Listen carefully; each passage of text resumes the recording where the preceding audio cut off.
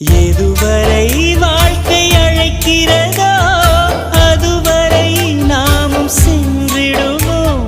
விடை பெறும் நேரம் வரும்போதும் சிரிப்பினில் நன்றி சொல்லிடுவோம். பரவசம், இந்த பரவசம் எந்நாளும் நெஞ்சில் தீராமல் எங்கே வாழுமே.